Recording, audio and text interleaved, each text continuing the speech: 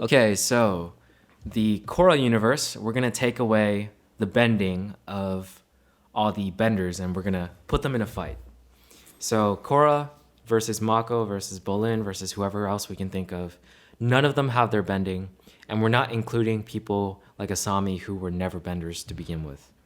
Here's a question for you guys. Do you want to include people who became benders after the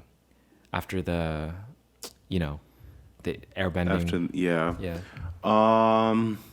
I say no, just because I don't think that they have any, like, because we already know how they are as non-benders. And so I feel like this discussion is more like how would they be if they were non-benders. Right. Yeah, right. that's perfect. So that means we're not including Zahir, and we're not including Bumi either. I don't think there's any point in including Zahir or Bumi. Yeah. Or Kai. Yeah, or Kai. Okay. Okay, so let's go with the characters from season 1 first, just to compare them. Obviously, Korra. Mm-hmm. Let's say Korra versus Mako. No bending whatsoever. Okay. I always bring up. I don't know why, but I have to bring up character because I feel like character does go into fight and kind of goes in decisions. Mm-hmm. I feel like Mako, if he's not in his feelings, may be able to stop Korra. But I feel like because he be in his feelings with Korra again, she's just ruthless. She doesn't like. I could see her being taking it straight and Mako kind of being passive about it. But if he's not in his feelings, I can see him having an advantage. I think that the thing to remember is that Mako and Bolin are actually fighters. Like, they have actual fighting skills. Like, I mean, they don't have their bending and like. I'm not like necessarily. But I'm saying like what fighting experience are you talking about? Are you talking about pro bending, or are you talking about like their time? So just on the in streets? based on the style of bending that they exhibited in the pro bending like tournaments, it was very much like boxing-esque, where it's like bobbing and weaving, throwing jabs. Yeah, but you can argue that Korra got the hang of that too. Eventually, but she didn't start with that. She didn't have the same foundation that Mako did, and because I think that. Because Mako was doing it at a professional level and has more experience with it, I think that he is more skilled of a fighter than Korra, and that would be enough to make quick work of her. Right. How about like, yeah, it's hard to argue sometimes because it's like if you're talking about Korra later on too.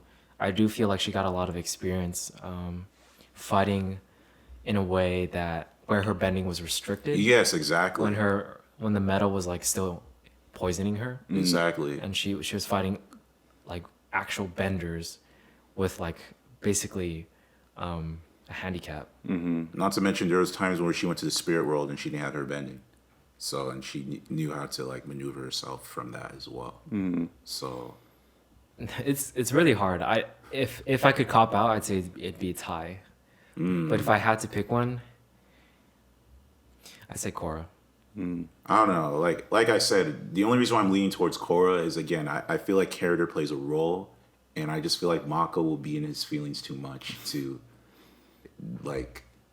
And then Korra, and then Korra again, she's just like Katara. They don't. The thing with Korra though is that she's too wild. Like it's like unrestrained. It's fair enough, yeah. Undisciplined. Yeah. No, I mean that's only her personality. I feel because if we're talking about later on Korra, like when she learned, I'm on it. Sorry, when I'm having. It's always listening. I know, right? It's so weird. Okay. Yeah. So when she learned from Tenzin, like patience and whatnot and stuff like that, and all the drills for airbending, she had to like be the leaf. Okay, Siri. Put her face down. Yeah. So when she was learning airbending from Tenzin, she couldn't airbend whatsoever, but she was still able to get through all those like the moving I don't know what you call it, but that obstacle where it was, and then I bet you anything that Mako can't do that because he doesn't have airbending training. We're talking about fighting. We are, but she used that exact skill to avoid by herself on the pro bending arena when she was a beginner. Okay. To avoid every blast that was coming to her. Okay. Let's be specific, because the skill of fighting is different, and we kind of had this conversation a little bit. We touched on it a little bit with the original Last Airbender, if they lost their bending, where the training that the airbenders get is not fighting training. I'd still say it helps with their agility. It helps with their agility. And agility for sure. is involved with fighting. But if you're like doing hand-to-hand combat with somebody, you can only avoid them for so long. And especially if you want to also take them down, like there's no. I'm not saying that's all she has this time. Yeah. 'Cause that's all Aang had, but like for Korra, Mm-hmm. she's aggressive as well. So if you add that as like an edge that she has, plus that aggressiveness, I feel like she has a fighting advantage. I think it's just completely different when you have a trained fighter go up against somebody who's undisciplined and wild. Yeah, but you're saying that she's undisciplined, but she's the Avatar. She's gone through a lot of. Yeah, I mean, we're talking about two different Korras then, I guess. If we're talking about Korra at the end versus these characters at the end of Korra versus at the beginning of Korra. If we're talking about the end of Korra, I'm assuming that's where you're basing it off mostly. If we're talking about the end of Korra, like, yeah, I get it. I get that, like, Korra definitely improved as far as, like, her base skill level. But I don't know if it's enough to beat Mako. Like, with Yeah, if the we're skill talking that first she season, got. I'd give it to Mako. Just because Yeah, I kind of was going for season 2. Korra has like a fresh approach to modern styles of fighting, and that's her first time like fighting equalists and whatnot too. Yeah. But like if you give her the entire series of growth, I feel like she's fought more and done more than any of the other characters in terms of fighting experience, because she traveled the world alone and did a whole bunch of fights. Exactly. That's true. Non-bending as Yeah. well. And what did Mako do? He was just a bodyguard for Wu. He was like a cop riding a motorcycle. Like he didn't have that much like growth in terms of fighting, in my opinion. Yeah. So Yeah, it will probably be a different conversation if we're talking about like season 1 versus season 4. yeah, But yeah, I think for me, I would still lean towards Mako, but I understand that it's more of a fight. It's season 4. But okay. if we're Alright. talking about season 1, Mako for sure. How about Mako versus Bolin? Ooh, that's an interesting one. Yeah. See, it's so confusing with Earthbenders, I feel, because like if you look at the series, all the Earthbenders are very well built. I feel, except for That's Toph. Except for Toph. Yeah. But like, look at Bolin, look at the Boulder, look at Hippo, look at like Boomy, right? All of them are just extremely well built. Is that from the earthbending, or does that also translate to like regular things, right? See, okay. Again, I'm being a broken record when I bring up personality or character, but I feel like that plays a lot role, especially for this show, because it's like Earthbender, people who are Earthbenders. It's like, again, I think that goes back to like, yeah, their body build goes back to like the symbol of Earth, you know, being strong, being like that. But like, for instance, here's an example, right? Korra did not use any earthbending whatsoever, or maybe she did, but she hugged all the kids at once plus Tenzin and raised them all up in both of her arms. Korra did? Yep. Yeah, I She remember did that. Yeah, I remember that. She's strong. yeah. So I don't know if she's using earthbending somehow. Like maybe she's using the ground or something as like stability, or I don't know. But I highly doubt that. I highly Yeah, doubt that too. yeah. And that's why I think like earthbenders for some reason have just stronger builds. Like Yes, true. their physicality somehow gets improved true. just because they've done so much earthbending. That's true. I was actually going to lead on, like, maybe season 1, maybe Mako will have the advantage, but I feel like season 2 and onwards, I feel like Bowen's been through so much. I mean, I'm trying to ignore the earthbending, but I remember there was one time, what was it? Wasn't he not holding a building at one point? I mean, again, that was earthbending, but still, like, you're right. That goes back to the strength part that I feel like, Yeah. especially with the Nut Tuck series, because, like, that one time the Nut Tuck thing, where obviously it was fake bending, but I feel like he got stronger doing stuff like that. I think that Bolin is stronger physically than Mako, but they have the same experience as far as their pro bending fights, and so Yeah. I think that on its own, I would give it to Bolin over Mako, but yeah. Yeah, because if you take their bending away, I feel like Bolin would win it just because his experience with earthbending Yeah. just gives him a greater physicality, which allows him to probably hit harder. And if they have the same fighting style, then yeah. All right. And also like end of series Bolin, you're right. He has way more experience. Yeah. He actually also traveled, right? Yeah, he Right. traveled. He traveled around and fought off improved mecha tanks and stuff like that. Yeah, And all Mako did was follow Wu around at the very end. exactly. Yeah, Mako, oh, such a poor arc. More Mako. Stupid Mako. That's where we left. All right, what about Tenzin versus Lin Beifong? I feel like Lin. Oh yeah, of course. Tenzin is the son of Aang. Yeah. So yeah. I don't think there's any How argument there. about Lin Beifong versus what's the daughter of Aang and Katara? Forgot her Is it name. Kaya? It's yeah. Okay, I'm right. What about Kaya versus Lin Beifong? I feel like Lin Beifong will still win. yeah. Yeah, I'll give it to Lin Beifong. That's true. We haven't seen much experience with Kaya fighting. She seems more, to be honest, more of like, I think they said a hippie type of person. Yeah, but Lin is probably the strongest female, other than Korra. You think she's stronger than her sister? Yes, just because she does more police force work. That's fair enough. Fair enough. Yeah, Wait, but what about? she's highly dependent. They're both highly dependent on their bending, though. That's true. Yeah. Korra would definitely beat her. I feel. Korra beat Lin Beifong? Yeah. Okay. Yeah, I can see Really? that. You think so? I could actually see that. Just because of youth.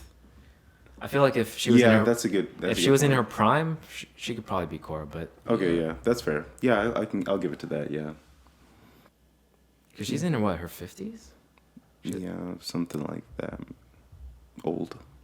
Yeah, because I think one time I researched it and Aang died at like 40 something, and Korra's like in her teens, probably like 15 or 16 or 17, something around there, throughout the series.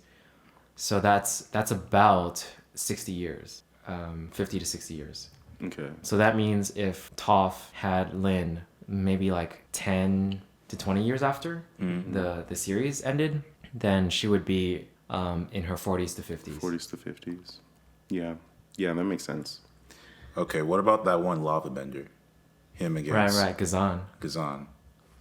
'Cause- Again, hard to tell, right? 'Cause Yeah. we've never seen him not use his bending, yeah. but he does look physically strong. I would make the argument again that for them to be those powerful benders where it's like together they'll destroy the whole world, that they have to have some level of strength. Yeah, but obviously the psychic waterbender can't. Yeah, she can't can't do do anything. Yeah, anything. 'cause she has no arms. And then we got the girl with the. What about her versus Toph? Okay, which Toph? Are we talking about the Toph in Korra's universe or Toph in her young they? Young Look, Toph. Top can't see. That's more of a detriment. Is it? They're not Yeah, on exactly. Not on arms. the arms because she can kick. She can be like. Psh. Yeah, that's true. Okay, Yeah. come on. Oh my gosh. This is sad. Whoever Yeah, said that's sad. Toph. Okay, but back to the original. Yeah, but I think it was Pai Li or something. Piley, that's the one with the eye. The eye, yeah. She's super tall, so her constitution's like probably the biggest out of everyone. So she has an advantage there. That's But fair. again, we've never seen her fight like without her bending. Yeah, we haven't. I'm trying to think if there's any scene where she doesn't really use her eye thing. But we were mainly sticking to major characters. Yeah. Not that they're not major, it's just they're definitely not as major as, Fair enough. Yeah. Fair enough. Kuvira. Isn't she? Would you say she's a major? Oh yeah, we're adding these characters now. Kuvira.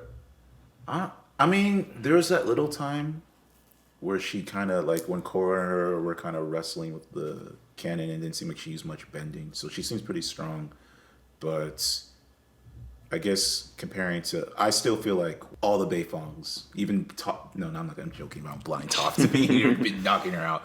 But okay, maybe not Oppo. Oppo, I don't think Oppo can defeat Kovera, but I definitely can see. I mean, both of Opal them. was a non-bender, so Oh yeah, to begin with, yeah, that's true. she's not in the discussion. So she's not in discussion. Never mind. But yeah, I can see. I can definitely see both of the Beifongs defeating her, and even Korra, of course, defeating her.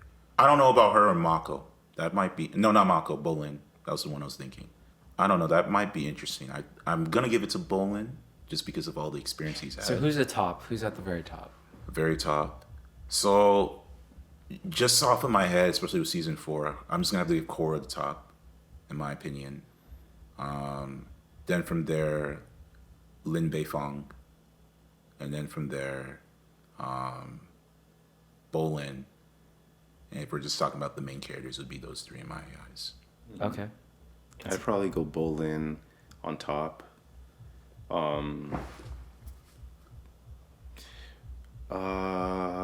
Mako Korra. Actually, what about Amon? Because Amon technically, even though he Ooh. wasn't Oh, yeah. bender, Oh. he still was trying to be like non-bending. Yeah, you're right. He is a freaking bender. Yeah. Okay. Okay. So we should include him. Yeah. Amon, I forgot about it. I'm on at the top. Dude, okay, it's true that he probably always used bloodbending to have an advantage in a fight, but he's probably the only one that knows how to chi block. Oh yeah, that's a good point. That's a good point. That's so true. That's a very good point. I forgot about that. Chi blocking. Yeah. I forgot. Yeah, Yeah, like he- chi blocking doesn't only work on benders, right? Right. It worked on Sokka. Like he Right. couldn't move his arm. Yeah. Oh my You God, I he forgot he about has to that. be at the top. Yeah, we He forgot has to be about at the boy top. Amon. He's got to be at the top. So Amon's at the top, and then Bolin and Mako for me. Yeah. That's Or actually, yeah. Oh, at least Amon and Bolin.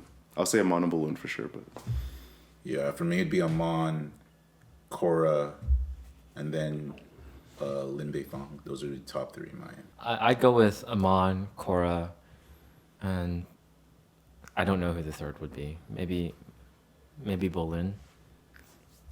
And I'm thinking like, obviously we can't say like 4th season because Amon's dead, but but like yeah, at the end of their arc. yeah, end of the arcs. End of their arcs, fair enough. Cool. Okay.